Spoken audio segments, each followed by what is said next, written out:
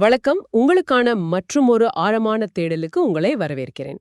இன்னைக்கு நம்ம எடுத்திருக்கிற தலைப்பு உங்களுக்கு ரொம்ப ரொம்ப நெருக்கமான ஒரு விஷயம். ஆமா, கண்டிப்பா. நீங்க காலையில வீட்டை விட்டு வெளியில அடியெடுத்து வச்சதுமே ஆரம்பிக்கிற ஒரு விஷயம் தான் இது. அது என்னன்னா, இந்திய சாலைகள்லயும் சரி, நம்ம அன்றாட வாழ்க்கையிலயும் சரி, ஏன் எல்லாமே ஒரு போராட்டமா இருக்கு? ஒரு முடிவே இல்லாத பேரம்பேசல் மாதிரி. கரெக்ட். எதுக்கு எடுத்தாலும் ஒரு நெகோசியேஷன். மோஹக் மங்கல் அவங்களோட ஒரு அற்புதமான வீடியோ மூலம் தகவல்களை அடிப்படையா வச்சுதான் இந்த தேடலை நாம அமைஞ்சிருக்கோம். சரி, இதை விரிவாக பார்ப்போம். ம். இப்ப நீங்க காலையில வேலைக்கு கிளம்புறீங்கன்னு கொஞ்சம் கற்பனை செஞ்சு பாருங்க. வண்டி எடுத்துட்டு மெயின் ரோடுக்கு வரீங்க. அங்க எந்த ஒரு குற்ற உணர்ச்சியும் இல்லாம தப்பான பாதையில, அதாவது ராங் ரூட்ல ஒருத்தர் வருவாரு. அவரு மேல முட்டி மோதாம இருக்க நீங்க ஒரு பெரிய மனப்போராட்டமே நடத்த வேண்டியிருக்கும். அது ஒரு தினசரி யுத்தம் மாதிரின்னு சொல்லலாம். உண்மைதான். சரி, இதையெல்லாம் தவிர்த்துட்டு மெட்ரோ ரயிலுக்கு போலான்னு நினைச்சா அங்க உங்களுக்கான வரிசைய முந்திக்கிட்டும் ஒருத்தர் போவாரு. அங்க ஒரு அமைதியான போர் நடக்கும். இன்னும் சொல்ல போனா, நீங்க ஃப்ளைட்ல போனாலும் கூட லேண்ட் ஆன உடனே அந்த சீட் பெல்ட் சிக்னல் ஆஃப் ஆகிறதுக்கு முன்னாடியே எல்லாரும் முண்டி அடிச்சுட்டு எந்திரிப்பாங்க. ஆமா, அத பாக்குறப்பவே நமக்கு ஒரு பதட்டம் வரும். அந்த பதட்டம் தான். அங்கேயும் நாம ஒரு மன ரீதியான பேரம் பேசல நடத்த வேண்டியிருக்கு. நம்ம மூட தகவல்ல ஒரு புள்ளி விவரம் இருக்கு. பெங்களூர்ல வாழ்ற ஒரு சராசரி நபர் வருஷத்துக்கு சுமார் 170 மணி நேரத்தை டிராஃபிக்ல மட்டுமே செலவு பண்றார். 170 மணி நேரம் ரொம்ப அதிகம். எவ்ளோ பெரிய விரக்தி பாருங்க அது. அதனாலேயே இங்க எல்லாமே ஒரு ஜுகாட், அதாவது ஒரு குறுக்கு வழியா மாறிடுச்சு. உதாரணத்துக்கு பெட்ரோல் பங்க்ல நீங்க அதை கவனிச்சிருக்கலாம். ஹெல்மெட் போட்டாதான் பெட்ரோல் அப்படின்னு ஒரு புது ரூல் வந்துச்சு. உடனே மக்கள் எல்லாரும் சட்டத்தை மதிக்க ஆரம்பிச்சாங்களா என்ன? இல்லவே இல்ல. பெட்ரோல் பங்க் வாசல்லையே ஒருத்தர் 10 பழைய ஹெல்மெட்டை வச்சுக்கிட்டு 5 ரூபாய்க்கு வாடகைக்கு விட ஆரம்பிச்சிட்டாரு. இது ஒரு புது வியாபாரமாவே முளைச்சிடுச்சு. ஜுகாட். ஆமா, நாம அந்த 5 ரூபாய கொடுத்து வாங்கி தலையில மாட்டிக்கிட்டு பெட்ரோல் போட்டுட்டு மறுபடியும் அவர்கிட்டே திருப்பி கொடுத்துட்டு போறோம். இது கேட்க வேடிக்கையா இருந்தாலும் இதுக்கு பின்னாடி ஒட்டுமொத்த சமூகத்தோட ஆழமான உளவியல் இருக்கு இல்லையா? கண்டிப்பா இருக்கு. இதுல ஆச்சரியப்பட வைக்கும் விஷயம் என்னவென்றால், இந்த சின்ன சின்ன அன்றாட மீறல்களும் அதை சமாளிக்க நாம பயன்படுத்துற குறுக்கு வழிகளும் மனிதர்களோட மன அழுத்தத்தை எவ்வளவு தூரம் கூட்டுது அப்படிங்கிறது தான் அந்த மென்டல் லோடு. மென்டல் லோடு, அதாவது ஒரு விதமான ஸ்ட்ரெஸ். ஆமா, நீங்க ஒவ்வொரு நொடியும் விழிப்புடன் இருக்கணும். வலது பக்கம் திரும்பும்போது இடது பக்கத்துல இருந்து ஒருத்தன் வருவான்னு நீங்க முன்கூட்டியே கணிக்கணும். ஏமாந்துடக்கூடாதுங்கிற ஒரு பதப்பதப்புலயே உங்க மூளை எந்நேரமும் வேலை செஞ்சுக்கிட்டே இருக்கு. இது மத்த நாடுகள்ல எப்படி இருக்கு? மத்த வளர்ந்த நாடுகள்ல ஒரு சூப்பர் மார்க்கெட்லயோ இல்ல பஸ் ஸ்டாண்ட்லயோ வரிசையில நிக்கிறப்ப பின்னாடி இருக்கிறவங்க முந்தி செல்வாங்களோ அப்படிங்கிற கவலை துளி கூட இருக்காது. அவங்க மூளை அந்த நேரத்துல ரொம்ப அமைதியா ரிலாக்ஸ்டா இருக்கும். ஆனா இங்க அந்த சாதாரண விஷயமே நமக்கு பெரிய சுமையா மாறுது. இந்த மன அழுத்தங்கிறது வெறும் டிராஃபிக் இல்ல வரிசையில நிக்கிறது சம்பந்தப்பட்டது மட்டும் கிடையாது. நம்ம வாழ்ற சிஸ்டம் நம்மள பாதுகாக்காது அப்படிங்கிற ஒரு அச்சுறுத்தல் நம்ம அடிமனசுல இருக்கிறதால தான் இந்த மென்டல் லோடு உருவாகுது. அதாவது ஒரு எமர்ஜென்சி வந்தா சிஸ்டம் காப்பாத்தாதுன்னு மக்கள் நினைக்கிறாங்க. அதேதான். வாழ்க்கையோட எதிர்பாராத தருணங்களை எடுத்துக்கங்க. ஒரு மெடிக்கல் எமர்ஜென்சி வருதுன்னு வைப்போம்.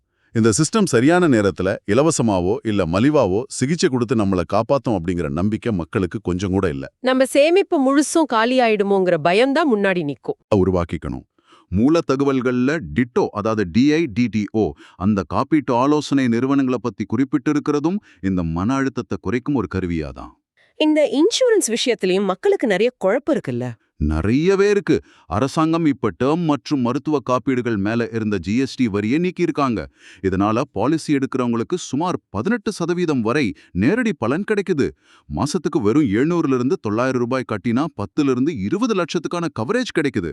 ஆனா எந்த பாலிசி எடுக்கிறது, அதுல என்ன மறைமுக விதிகள் இருக்குன்னு தெரியாம முழிக்கிறாங்க. அங்கே ஏமாந்துடுவோமோன்னு ஒரு பயம். அந்த பயத்தை போக்குறதுக்கு தான் பிட்டோ மாதிரி தளங்கள் இருக்கு. அவங்க இலவசமாவும் ஸ்பாம் கால்ஸ் எதுவும் இல்லாமலும் கிளைம் பண்ற நேரத்துல எந்த பேப்பர் ஒர்க் கவலையும் இல்லாம வழிகாட்டுறாங்க. சுருக்கமா சொல்லணும்னா, இதுவும் ஒரு வகையில நம்பகத்தன்மை இல்லாத ஒரு சமூகத்துல நமக்கான பாதுகாப்பு உறுதி செஞ்சு நம்ம அன்றாட வாழ்வின் மென்டலோட குறைக்க ஒரு முயற்சி தான். ரொம்ப தெளிவா சொன்னீங்க. ஆனா மறுபடியும் நம்ம சாலைகளுக்கும் அன்றாட விதிகளுக்கே வருவோம். ஏன் நம்மளால விதிகளை இயல்பா பின்பற்ற முடியல? அது ஒரு புரியாத புதிராவே இருக்கு. ஏன்னா காகிதத்துல பார்த்தா நம்ம நாட்டுல விதிகள் மிக கடுமையாவே இருக்கு. ரொம்ப ஸ்ட்ரிக்ட். ஆமா, டிசம்பர் 2025ல கொண்டு வரப்பட்ட கடுமையான மாசு கட்டுப்பாட்டு விதியையே எடுத்துக்குவோம். வாகன பெருக்கத்தால டெல்லி ரொம்ப திணறிக்கிட்டு இருந்த நேரம். அதனால சரியான PUC அதாவது பொல்யூஷன் அண்ட் கண்ட்ரோல் சர்டிபிகேட் இல்லைன்னா எந்த பெட்ரோல் பங்க்லயும் பெட்ரோல் கிடையாதுன்னு அரசாங்கம் ரொம்ப கடுமையா அறிவிச்சாங்க. நியூஸ்ல எல்லாம் பெரிய அளவுல வந்துச்சு. ஆமா, அதிகாரிகளும் டிவில தோன்றி டெல்லி மக்களே ஒத்துழைப்பு கொடுங்க, மாச கட்டுப்படுத்துவோம் அப்படின்னு ரொம்ப பலமா சொன்னாங்க. ஆனா நடைமுறையில பெட்ரோல் பங்குகள்ல என்ன நடந்துச்சு? வழக்கம் போல யாரும் செக் பண்ணிருக்க மாட்டாங்க. அதேதான். பெரும்பாலான பங்குகள்ல எந்த சான்றிதழும் சரிபார்க்கப்படல.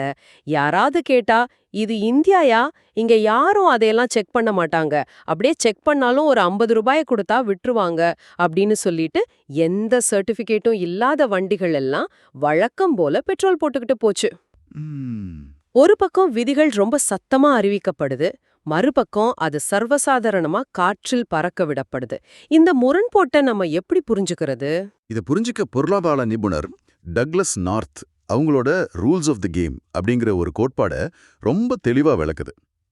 அவர் ஒரு சமூகத்துல உள்ள விதிகளை 2 வகையா பிரிக்கிறாரு. ஒன்னு ஃபார்மல் விதிகள், மற்றொன்று இன்ஃபார்மல் விதிகள்.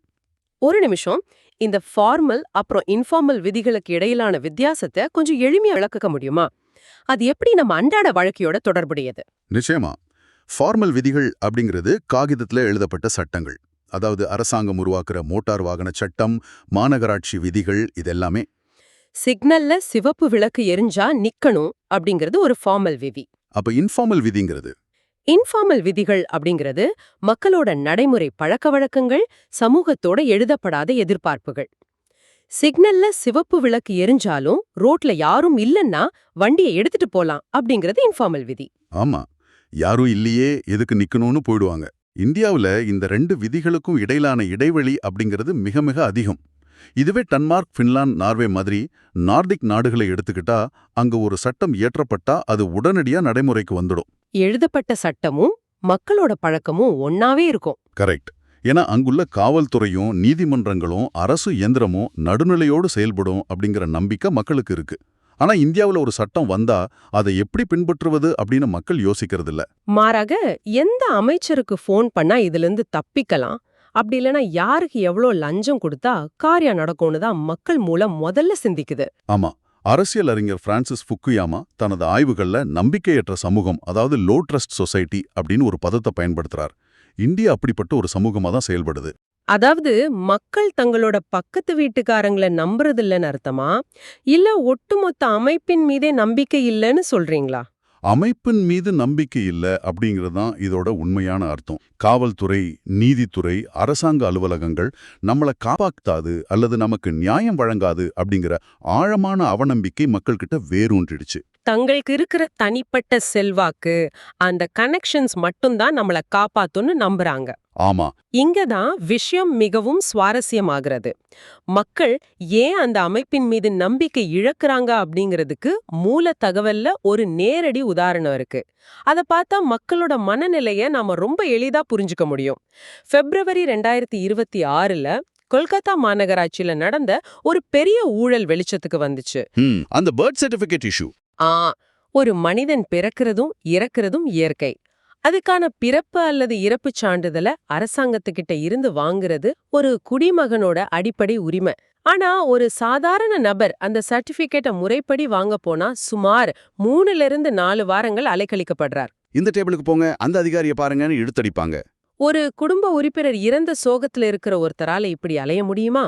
ஆனா அதே சர்டிபிகேட்டை இடைத்தரகர்கள் மூலமா, அதாவது புரோக்கர்கள் மூலமா சுமார் 20,000 to 30,000 ரூபாய் வரைக்கும் லஞ்சமா கொடுத்தா வெறும் 2 நாள்ல எந்த அலைச்சலும் இல்லாம கையில கிடைச்சிடுது. டிரைவிங் லைசென்ஸ் எடுக்கிறதுலயும் இதே கதை தானே? கண்டிப்பா. RTO அலுவலகத்துல டெஸ்ட் சரியா பண்ணலனாலும் கொஞ்சம் பணம் கொடுத்தா லைசென்ஸ் வந்துடுது. இந்த யதார்த்தத்தை மக்கள் தினமும் பாக்குறாங்க. இந்த சூழல் தான் உனக்கு என் அப்பா யாருன்னு தெரியுமா அப்படிங்கிற ஒரு விசித்திரமான மனநிலையை இங்க உருவாக்கியிருக்கு.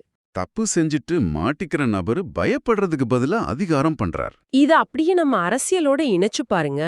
மூல தகவல்ல உத்தரப்பிரதேசத்தோட அதிக் அகமத் அப்புறம் ராஜா பையா மாதிரி உள்ளூர் பாகுபலி தலைவர்களை பத்தி பேசப்படுது. இவங்க சட்டத்தை மதிக்காதவங்க, தங்களோட ஆதிக்கத்தை செலுத்துறவங்க. நாம எந்த அரசியலுக்கும் சார்பா பேசல, ஆனா மூல தகவல்ல உள்ளபடி பார்த்தா மக்கள் ஏன் இவங்களை தேர்ந்தெடுக்கிறாங்க? அது ஒரு மிக முக்கியமான கேள்வி. மக்கள் ஒன்னும் முட்டாள்கள் இல்ல. அவங்க தங்களோட சூழ்நிலைக்கு ஏத்த பகுத்தறிவோட தான் செயல்படுறாங்க.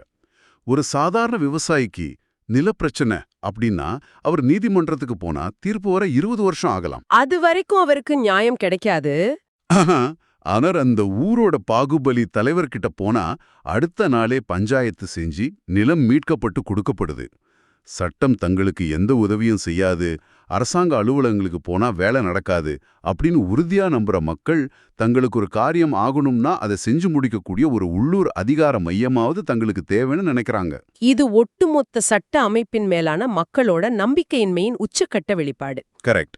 ஆக மக்கள் விதிகளை மீறதுக்கும் குறுக்கு வழிகளை தேடுறதுக்கும் இதுதான் காரணம்னு வெச்சுக்கோ.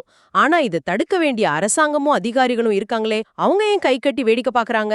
அமைப்பு ஏன் இதை சரி செய்ய மறுக்குது? இதை ஒரு பெரிய கண்ணோட்டத்தில் இணைத்து பார்த்தால் நமது நிர்வாக கட்டமைப்பிலேயே உள்ள ஒரு மாபெரும் பிழை புரியும். இப்போ ஒரு டிராஃபிக் போலீஸ் சிக்னல்ல நிக்கிறார். ஒருத்தர் ஹெல்மெட் போடாம போறதையோ இல்ல ராங் ரூட்ல வர்றதையோ அவர் கண்கூடா பாக்குறாரு. ஆனாலும் பல நேரங்கள்ல அதை கண்டுகொள்வதில்லை. ஏன்? அதான் இருக்கும் புரியல. அவர் ஏன் அந்த நபரை துரத்தி பிடிச்சு அபராதம் விதிக்கணும்? ஏன்னா அந்த அதிகாரிக்கு அதுல எந்த ஒரு ஊக்கத்தொகையும் கிடையாது, இன்சென்டிவ் இல்ல. பேராசிரியர் கார்த்திக் முரளிதரன் தன்னோட ஆக்சிலரேட்டிங் இந்தியாஸ் டெவலப்மெண்ட் அப்படிங்கிற புத்தகத்துல இத பத்தி ரொம்ப ஆழமா பதிவு செஞ்சிருக்கார். ஒரு IAS அதிகாரியோ அல்லது ஒரு காவல்துறை அதிகாரியோ தங்களோட வேலையை சிறப்பா செஞ்சாலும் சரி செய்யாவிட்டாலும் சரி அவங்களோட சம்பளமும் பதவி உயர்வும் ஏற்கனவே கால நிர்ணயம் செய்யப்பட்டவை. கார்ப்பரேட் கம்பெனி மாதிரி இல்ல. ஆமா, கார்ப்பரேட் நிறுவனத்துல நீங்க டார்கெட்டை முடிச்சா உங்களுக்கு போனஸ் கிடைக்கும், அடுத்த மாசமே ப்ரொமோஷன் கிடைக்கும். ஆனா அரசு இயந்திரத்துல அப்படி இல்ல. நீங்க எவ்வளவுதான் நேர்மையா வேகமா வேலை செஞ்சாலும் உங்களுக்கு கிடைக்க போறது அதே சம்பளம் தான். அப்படி இருக்கும்போது தேவையில்லாம ஒரு பிரச்சனையை இழுத்து போட்டுக்கிட்டு அரசியல்வாதிகளோட பகைய சம்பாதிச்சுக்கிட்டு ஏன் அவங்க தங்களோட வேலையை தாண்டி மெனக்கிடணும்? அதுதான் யதார்த்தம். அது மட்டும் இல்லாம சில நேரங்கள்ல தாமாக முன் வந்து வேலை செஞ்சா அவங்களுக்கு தண்டனையும் கிடைக்குது இல்லையா? இதுக்கும் மூலத்தகவல்ல ஒரு தெளிவான உதாரணம் கொடுக்கப்பட்டிருக்கு. ஆமா, அந்த IAS அதிகாரி விஷயம். உத்தரப்பிரதேசத்துல ஒரு கிராமத்துல பல வருஷங்களா இருந்த குடிநீர் பிரச்சனைய தீர்க்க IAS அதிகாரி திவ்யா மிட்டல் அப்படிங்கிறவங்க ஒரு பெரிய குடிநீர் திட்டத்தை கொண்டு வந்தாங்க. அவங்க அந்த திட்டத்தை தொடங்கி வைக்கும்போது உள்ளூர் பாஜக MLA விபுல் சிங் அப்புறம் மத்த அரசியல்வாதிகளை அழைக்கல, கிராம மக்களே அதை தொடங்கி வச்சாங்க. அது ரொம்ப பெரிய தப்பாயிடுச்சா உங்களுக்கு? ஆமா, இது முதலமைச்சர் யோகி ஆதித்யநாத் அவங்களுக்கு புகாரா போச்சு. அதோட விளைவா மக்களுக்கு ஒரு நல்ல திட்டத்தை கொண்டு வந்த அந்த அதிகாரி மேல நடவடிக்கை எடுக்கப்பட்டுச்சு. அவங்க கட்டாய காத்திருப்போர் பட்டியலுக்கு மாற்றப்பட்டாங்க. இத பாக்குற மத்த அதிகாரிகள் என்ன நினைப்பாங்க? ஒரு அதிகாரி சுயமாக செயல்பட்டு மக்களுக்கு நல்லது செஞ்சாலும் அரசியல் தலையீடுகளால அவங்களுக்கு சிக்கல் வருது. எந்த புது முயற்சியும் எடுக்காம கொடுக்கப்பட்ட வேலையை மட்டும் செஞ்சுக்கிட்டு அரசியல்வாதிகளுக்கு அனுசரணையா இருந்தா சம்பளமும் வரும், வேலையும் தங்கும். இந்த சூழல்ல அவங்க ஏன் சட்டங்களையும் விதிகளையும் தீவிரமா அமல்படுத்த போறாங்க? உண்மைதான். அமைப்பை செயல்படுத்துபவர்களுக்கு எந்த ஊக்கமும் இல்ல, மாறாக தடைகள் மட்டுமே இருக்கு. இந்த நிலையில அமைப்புல உள்ள ஓட்டைகளை மக்களும் சரி அதிகாரிகளும் சரி தங்களுக்கு சாதகமா பயன்படுத்திக்கிறாங்க. கரெக்ட். எனவே இதற்கெல்லாம் என்ன அர்த்தம்? நாம் என்னதான் செய்வது? ஒரு பக்கம் மக்கள் அமைப்பு மேல நம்பிக்கை இழந்து புரோக்கர்களையும் பாகுபலி பழைவர்களையும் தேடுறாங்க. மறுபக்கம் அதிகாரிகள் எந்த ஊக்கமும் இல்லாம அமைதியா இருந்தா போதும்னு இருக்காங்க. இது இப்படியே தொடருமா? இதுக்கு ஒரு தீர்வே கிடையாதா? இத புரிஞ்சுக்கிறதுக்கும் தீர்வு காண்பதற்கும் நாம கேம் தியரி, அதாவது விளையாட்டு கோட்பாட்டிற்குள் செல்ல வேண்டும். குறிப்பா பிரிசனர்ஸ் டைலமா அப்படிங்கிற ஒரு பிரபலமான கோட்பாடு இருக்கு.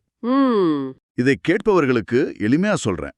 ரோட்ல நீங்க வண்டி ஓட்டிக்கிட்டு போறீங்க, ஒரு சிக்னல்ல சிகப்பு விளக்கு எரியுது, நீங்க நிக்கிறீங்க. ஆனா உங்களுக்கு பின்னாடி வர்ற ஒரு ஆட்டோ சிக்னலை மதிக்காம போகுது, இடதுபுறம் ஒரு பைக் முந்திக்கிட்டு போகுது, பின்னாடி இருக்கிறவர் உங்களை நகர சொல்லி ஹார்ன் அடிக்கிறார். அது ரொம்ப சாதாரணமா நடக்கிற விஷயம்தான். அப்ப நீங்க என்ன நினைப்பீங்க? மத்த எல்லாரும் விதியை மீறி செல்லும்போது நான் மட்டும் ஏன் விதியை மதிச்சு முட்டாளா நிக்கணும் அப்படின்னு உங்க மனசு நினைக்கும். ஆமா, நாமும் மெதுவா மூவ் பண்ண ஆரம்பிப்போம். அதுதான். அதனால நீங்களும் அந்த சிக்னலை தாண்டி செல்வீங்க. இப்படி ஒவ்வொருத்தரும் மத்தவங்கள பார்த்து விதியை மீறும்போது என்ன நடக்கும்? ஒட்டுமொத்த சந்திப்பிலும் வாகனங்கள் சிக்கிக்கிட்டு எந்த பக்கமும் நகர முடியாம டிராஃபிக் முழுமையா முடங்கிடும். தனிநபரா சிந்திச்சு குறுக்கு வழியை தேடுறது ஒட்டுமொத்த சமூகத்தோட இயக்கத்தையும் நிறுத்திடுது. எக்ஸாக்ட்லி. இதுதான் இந்தியாவில் எல்லா துறைகளிலும் நடந்துகிட்டு இருக்கு. இதுக்கான முதல் தீர்வு என்னன்னா ஊக்கத்தொகை, அதாவது இன்சென்டிவ்ஸ் வழங்குறது. ஆமா, நீங்க முன்னாடி குறிப்பிட்ட கார்த்திக் முரளிதரன் அவங்க ஆந்திர பிரதேச கிராமங்கள்ல ஒரு அற்புதமான ஆய்வு மேற்கொண்டார். அங்குள்ள அரசு பள்ளி ஆசிரியர்களுக்கு ஒரு சிறிய ஊக்கத்தொகையை அவர் அறிவிச்சார். அது ரொம்ப இன்ட்ரெஸ்டிங்கான ஸ்டடி. அதாவது மாணவர்களோட தேர்ச்சி விகிதம் அதிகரிச்சா ஆசிரியர்களுக்கு அவங்களோட அடிப்படை சம்பளத்துல 3% போனஸா வழங்கப்படும்னு அறிவிக்கப்பட்டது. இது ஒன்றும் பெரிய தொகை இல்ல. ஆனா இதோட விளைவு என்ன தெரியுமா? சொல்லுங்க. 2 வருஷத்துல போனஸ் வழங்கப்பட்ட ஆசிரியர்களோட மாணவர்கள் மத்த மாணவர்களை விட தேர்வுகள்ல மிகச் சிறந்த மதிப்பெண்களை பெற்றாங்க. ஆசிரியர்கள் தாங்களாகவே முன்வந்து கூடுதல் வகுப்புகளை எடுத்தாங்க. இது ஒரு பெரிய மாற்றம். இதே முறையை காவல்துறையினருக்கும் மத்த அரசு அதிகாரிகளுக்கும் ஏன் நம்மால அமல்படுத்த முடியாது? ஒரு டிராஃபிக் அதிகாரி தனது பகுதியில விபத்துகளை குறைச்சாலோ அல்லது சாலை விதிகளை முறையா அமல்படுத்தினாலோ அவருக்கு சன்மானம் கிடைக்கும் அப்படிங்கிற நிலை வந்தா அவங்க நிச்சயமா விதிகளை முறையா அமல்படுத்துவாங்க. உண்மைதான். ஊக்கத்தொகை அப்படிங்கிறது ஒரு நேர்மறையான உந்துதல். இரண்டாவது முக்கியமான தீர்வு என்னவென்றால், சட்டங்களை வெறுமனே காகிதத்துல வைக்காம அதை உண்மையாகவே களத்துல அமல்படுத்துவது, அதாவது என்ஃபோர்ஸ்மெண்ட். நம்ம ஊர்ல சட்டம் இருக்கு, ஆனா அமலாக்கம் தான் இல்ல. உங்களுக்கு தெரியுமா, இங்கிலாந்து, ஆஸ்திரேலியா, நியூசிலாந்து மாதிரி பல வளர்ந்த நாடுகளை விட இந்தியாவுல மது அருந்திவிட்டு வாகனம் ஓட்டுவதற்கான விதிகள் மிக மிக கடுமையானவை. ஆனா அது வெறும் பேப்பர்ல தான் இருக்கு. ஆமா, அந்த சட்டம் வெறும் காகிதத்துல தான் தூங்கிக்கிட்டு இருக்கு. அதை கண்டுபிடிச்சு அபராதம் விதிக்கிறதுல தான் நாம பின்தங்கியிருக்கோம். சமீபத்திய ஒரு ஆய்வு இந்திய மாநிலங்களை போக்குவரத்து விதிகளை பண்பற்றுவதன் அடிப்படையில 3 வகையா பிரிச்சிருக்கு. ஓ, 3 வகையாவா? முதலாவது ஒழுக்கமான மாநிலங்கள். சிக்கிம், மிசோரம், ஹிமாச்சல பிரதேசம் இதெல்லாம் இதுல வருது. இங்க சட்டம் கடுமையா அமல்படுத்தப்படுது. மலைப்பகுதிகளா இருக்கிறதால கேமராக்கள் மூலம் அபராதம் கட்டாயம் வசூலிக்கப்படுது. யாரும் தப்பிக்க முடியாதுங்கிற பயம் அங்குள்ள மக்கள்கிட்ட இருக்கு. சரி, 2வது வகை. ரெண்டாவது பொறுப்பற்ற மாநிலங்கள். துரதிருஷ்டவசமா அதிக வாகனங்களை கொண்ட நமது கர்நாடகா, தமிழ்நாடு, ஆந்திரா போன்ற மாநிலங்கள் இதுல வருது. நாம அதுல தான் இருக்கோமா? ஆமா. மூன்றாவதா மாறும் நிலையில் உள்ள மாநிலங்கள். குஜராத், பஞ்சாப், உத்தரகாண்ட் ஆகிய மாநிலங்கள் அரசாங்கத்தோட விழிப்புணர்வு மற்றும் தொடர்ச்சியான நடவடிக்கைகள் மூலமா தற்போது மெல்ல மெல்ல மாறி வருது. ஆனா பெங்களூர்லயோ சென்னையிலயோ கேமராக்கள் இல்லையான்னு நீங்க கேட்கலாம். மூளைக்கு மூளை கேமராக்கள் இருக்கு. ஆனா தவறு செய்யறவங்களுக்கு முறையா அபராதம் போய் சேருதா? அப்படி சென்றாலும் அது அவங்க கட்டுறாங்களா அல்லது ஏதாவது குறுக்கு வழியில தப்பிக்க முடியுதா அப்படிங்கிறது தான் உண்மையான கேள்வி. கரெக்ட்.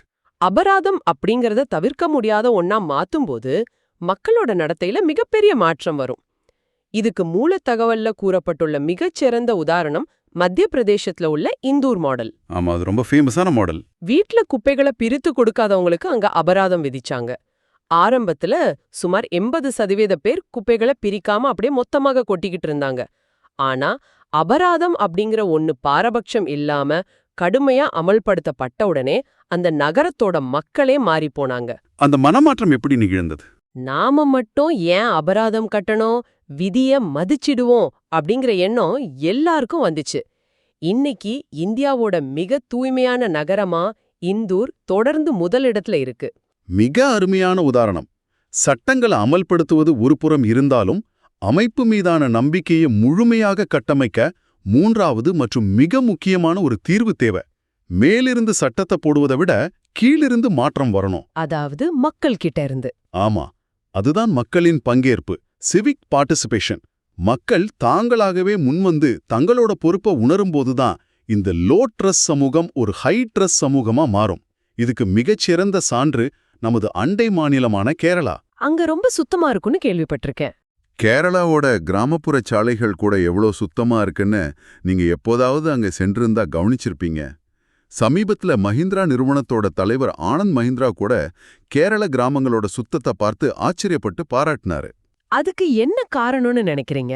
இதுக்கு முக்கிய காரணம் அங்குள்ள உள்ளாட்சி அமைப்புகளும் பஞ்சாயத்துகளும் தன்னிச்சையாவும் அதிக சுதந்திரத்தோடும் செயல்படுறதுதான். உதாரணத்துக்கு ஆலப்புழா பகுதியே எடுத்துக்குவோம். அங்க குப்பை பிரச்சனை பெரியதா இருந்தப்போ அரசாங்கம் வந்து சுத்தம் செய்யணும்னு அவங்க காத்திருக்கல. மக்களே களத்துல இறங்கிட்டாங்களா? ஆமா, அங்குள்ள பெண்கள் எல்லாரும் ஒன்னா இணைஞ்சு ஒரு மாபெரும் மக்கள் இயக்கத்தை உருவாக்குனாங்க. வீதி வீதியாக குப்பைகளை பிரிச்சு சுத்தப்படுத்துற பணியை தாங்களாகவே முன்னெடுத்தாங்க. இப்படி மக்கள் தங்களுக்குள் ஒன்னா இணையும் போது ஃபார்மல் விதிகளுக்கும் நடைமுறைக்குமான இடைவெளி தானாகவே சுருங்கிடுது. ஆக மொத்தத்துல இந்த தகவல்களை எல்லாம் வச்சு பாக்குறப்போ ஒண்ணு மட்டும் தெளிவா புரியுது. விதிகளுக்கும் அத நாம நடைமுறைப்படுத்துற விதத்துக்கும் இடையிலான இந்த மாபெரும் இடைவெளிய குறைச்சாகணும். அமைப்பின் மீதும் ஒட்டுமொத்த சமூகத்தின் மீதும் உள்ள நம்பிக்கையை நம்ம அதிகரிச்சா மட்டுமே இந்த அன்றாட போராட்டங்கள் முடிவுக்கு வரும். கண்டிப்பா.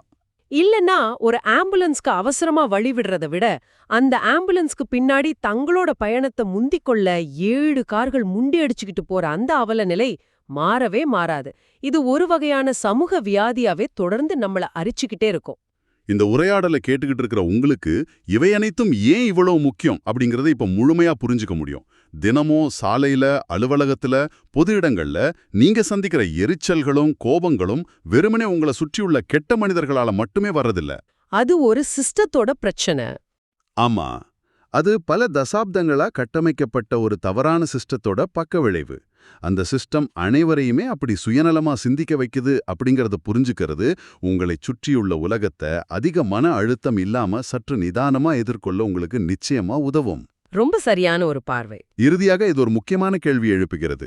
நாம இவ்வளவு நேரம் மனிதர்களை பற்றியும் அவங்களோட ஊழல், நம்பிக்கையின்மை, குறுக்கு வழிகளை பற்றியும் பேசினோமே. ஒருவேளை நமது சட்டம் ஒழுங்குமுறையிலிருந்து மனிதர்களை முழுவதுமாக நீக்கிவிட்டால் என்ன நடக்கும்? அதாவது ஆர்டிஃபிஷியல் இன்டெலிஜென்ஸ் மூலமாவா? ஆமா, லஞ்சம் வாங்காத எந்த அரசியல் செல்வாக்குக்கும் வளைந்து கொடுக்காத ஒரு முழுமையான மேம்பட்ட செயற்கை நுண்ணறிவு ஏஐ கேமரா அமைப்பை கொண்டு வந்து நாடு முழுவதும் பொருத்திவிட்டால் நமது இந்த லோ ட்ரஸ்ட் சமூகம் ஒரே இரவுல ஒரு நம்பிக்கையான சமூகமா மாறிடுமா? அல்லது அந்த அதிநவீன ஏஐய ஏமாத்துறதுக்கும் பெட்ரோல் பங்குல கண்டுபிடிச்சது போல ஒரு 5 ரூபாய் டிஜிட்டல் ஹெல்மெட்டை நம்ம கண்டுபிடிச்சிடுவோமா? சற்று சிந்தித்து பாருங்கள். அது உண்மையிலே நம்ம மூளைக்கு வேலை கொடுக்கிற ஒரு சிந்தனை தான். மனிதர்களோட அந்த ஜுகாட் மூளைக்கும் செயற்கை நுண்ணறிவுக்கும் ஒரு போட்டி வந்தா வெற்றி யாருக்கு அப்படிங்கிறது மிகச் சுவாரஸ்யமான ஒண்ணு. உங்களோட அந்த நேரத்திற்கும் எங்களுடன் இணைந்து இந்த தகவல்களை இவ்வளவு ஆழமா அலசி ஆராய்ந்ததற்கும் மிக்க நன்றி. மீண்டும் ஒரு அற்புதமான தேடலுடன் உங்களை சந்திக்கும் வரை உங்களிடமிருந்து விடைபெறுகிறோம். சிந்திப்போம், செயல்படுவோம்.